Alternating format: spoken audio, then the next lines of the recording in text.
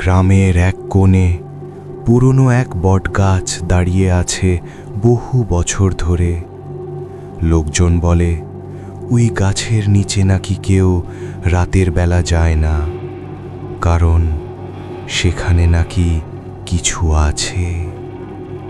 রিমন, শহর থেকে আসা এক কিশোর, এসব বিশ্বাস করত না। সে মনে করত সবই গাঁয়ের মানুষের কুসংস্কার।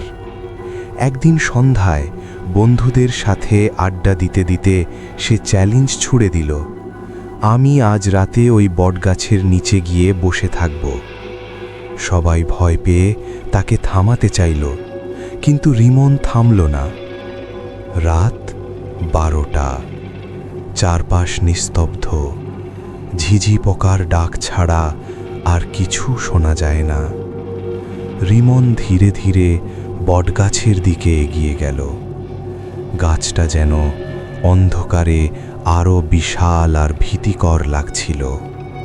সে গাছের নিচে গিয়ে বসল। হঠাৎ ঠান্ডা একটা বাতাস তার গায়ের ওপর দিয়ে বয়ে গেল। সে পিছনে তাকালো, কেউ নেই, কিন্তু একটা অদ্ভুত শব্দ, খস খস খস। মনে হলো গাছের ডাল থেকে কিছু একটা নড়ছে। রিমনের বুক ধড়ফড় করতে লাগলো। সে দাঁড়িয়ে পড়ল। ঠিক তখনই তার সামনে মাটিতে একটা ছায়া পড়ল, কিন্তু আশেপাশে তো কেউ নেই। ধীরে ধীরে সেই ছায়াটা নড়তে লাগলো, লম্বা হতে লাগলো, আর তারপর ছায়াটা যেন মাটি থেকে উঠে দাঁড়ালো। রিমন ভয়ে জমে গেল। ছায়ার ভেতর থেকে একটা কণ্ঠ ভেসে এলো, কেন এসেছো এখানে? তার গলা শুকিয়ে গেল। সে দৌড়াতে চাইল, কিন্তু পা যেন কাজ করছে না। হঠাৎ ছায়াটা তার দিকে এগিয়ে আসতে লাগল, আর ঠিক তখনই রিমন চিৎকার করে উঠল।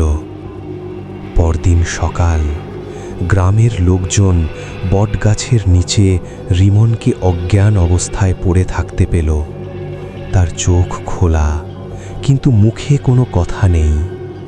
সেই দিন থেকে রিমন আর কখনো কথা বলেনি, আর গ্রামের মানুষ আরও বেশি ভয় পেতে শুরু করল সেই বটগাছকে, কারণ তারা জানে ওটা শুধু একটা গাছ নয়, ওটা একটা ছায়ার বাসা।